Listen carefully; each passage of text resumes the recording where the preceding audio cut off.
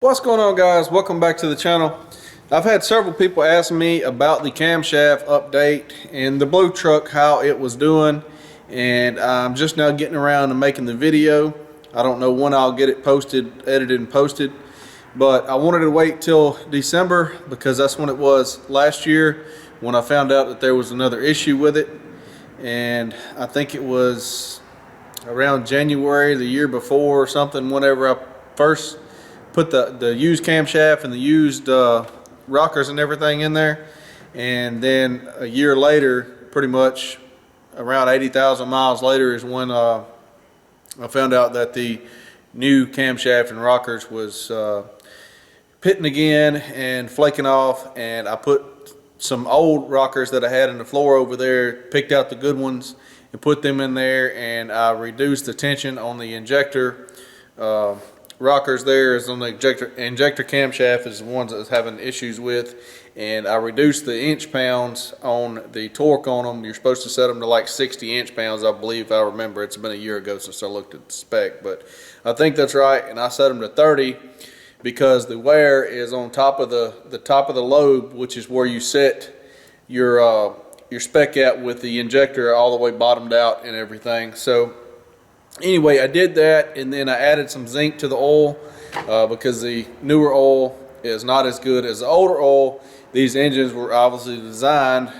pre-2000 era, so the oil had more zinc in them at that time. So anyway, I've had several people ask me in the comments about it, how it was doing. I got no idea.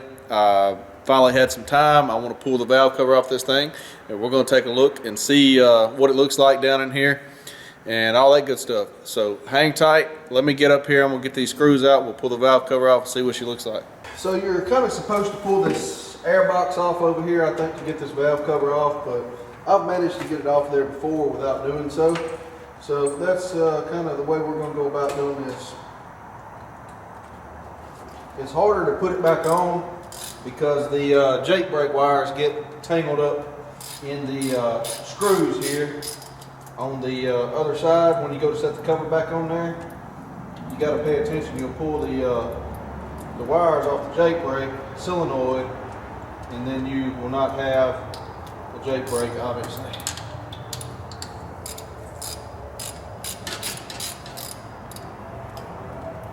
I'm a little bit curious to what this thing's going to look like. If it looks like it's flaking off again. I mean, the camshaft had already started to flake before I did the adjustment, but I put the best rockers I had in the floor over there on it, and kind of hope for the best kind of deal. I figured it would run for a year. So far it has. I haven't had any issues, or I can't tell any difference with the way the truck's running or anything with an adjustment that I made. I think somebody asked me that, and yeah, I can't tell the difference. Everything seemed normal, so.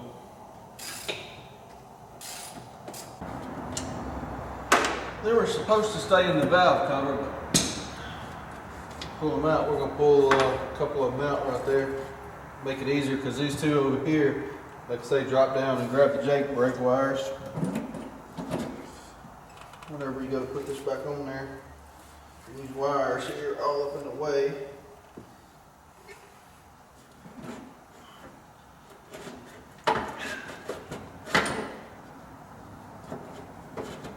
Along with this air box and the AC line and everything else in the world.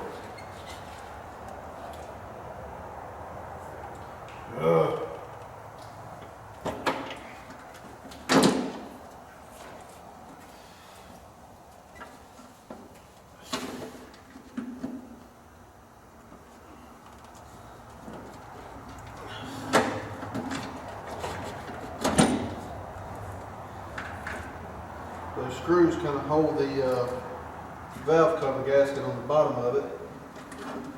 So when the screws fall out, then the valve cover gasket wants to come loose.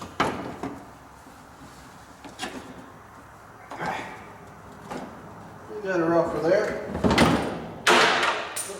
We lost another screw. Let's get out and get that, and then I will get me a rag. And then I'll bring you guys up here so you can see.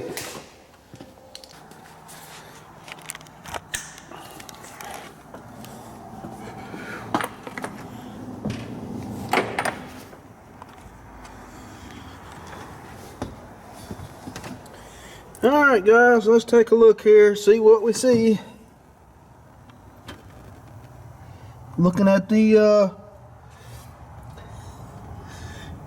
other side over there on the intake and exhaust valves. Oh, that looks okay, best I can tell. This is the ones we had problem with right here. Was on the injector cams.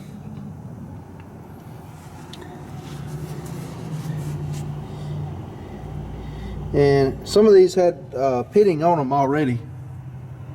I just used the best of what I had. Whenever I put it back together, you can go back and take a look at that video. And one of these camshaft lobes actually has pitting on it somewhere. I don't remember which one it is. I want to say it was one of these front ones here. Best I could remember. But it appears that the zinc is doing its job. You can see the gold tint on some of these. That's the wear additive, that zinc.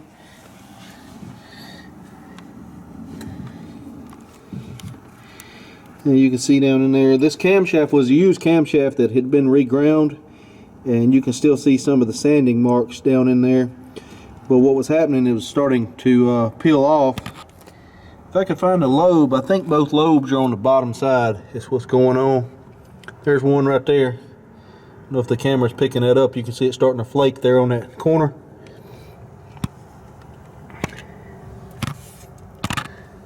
You can see that gold tint on each one of those lobes.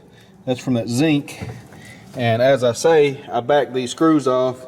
If you go back in through my videos, you can look where you adjust your injector tension right here.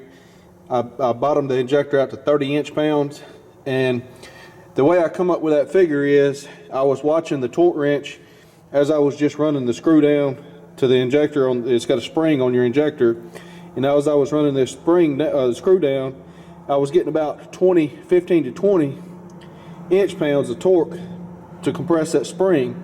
And so when the injector bottomed out, obviously your torque is increasing, so I went up about 10 inch-pounds more than what it took to compress the spring. That's how I come up with 30, and that's about half of what the factory spec is. And in my opinion, I don't see why you need to press that injector no harder than what you have to bottom it out. I mean, if it's bottomed out, it's bottomed out, you know. It just seems to cause excess wear. But so doing that, and there's the pits on this cam lobe right here. I knew one of them was pitted pretty doggone bad last time. It's flaking off of there. I don't know if you can see that. I think you can see that right there. I'm making spin the motor over just a little bit and bring it up where you can see it better. But that's what I was worried about. See, it's flaking off on top of the lobe down there. Let me turn the motor over and I'm going to see if I can get this up and get it on the inside over here so that you can tell more about it. Alright guys, I got the engine turned over where you can see, and this camshaft is pretty rough right there on that lobe. You see how it's on the one side, and you can see the gold tint in the center from the zinc. I believe that stuff definitely helped, because if you go back and look at the video last time from last year I did last December, it's on my channel somewhere, this cam was already flaking, and it ate this rocker up right here. You can see this rocker here is a little wear on the edges. It's starting to flake a little bit, but it's nowhere near like the ones I pulled out of it. I'm going to show you the ones. I want to say the front two seemed like was the worst, best I remember. I don't know, you can go watch that video, and I may have to go watch it myself because I don't remember, but you can see how these cam loads are flaking on the top of the lobe right there. And that's what I was trying to get at reducing the pressure, the tension on the injector being bottomed out. But I mean, that's still runnable. It's flaking off, you know, but it's been running with no issue. And if I had to guess, this camshaft probably wasn't the best that I put in there, being a used camshaft. But it's done the job for 2 years, I guess, and I bet it would run another year, you know, running the zinc and stuff in there like I do, the way it is. I mean, it's flaking, but it would run for a while longer. But the rest of the truck's all wore out anyway, so we're going to retire it and put another truck on the road, I suppose. Let me show you guys these rockers over here I got on the floor. All right, guys, these are the rockers I had from the last year. And if you look at that, you can see how bad pitted that is. It's flaking off of there. That's one of them. I don't know which one was where, but I went through and picked out the best ones and stuck on there last time. You see that one start to flake on the edge there. It's not horrible.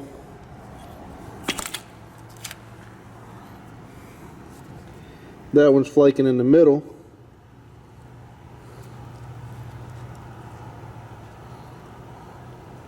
I think that's one of the ones I pulled last time, last year, and put some more in there.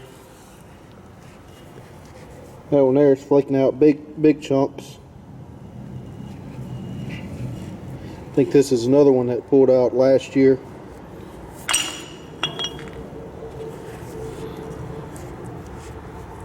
You see the wear on that one.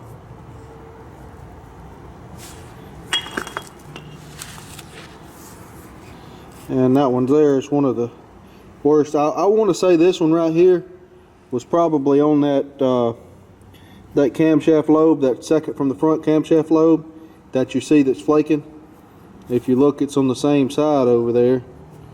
But I don't know that for sure because I didn't mark them. But you see how that's all flaked out, and the ones that's on there don't look like that yet.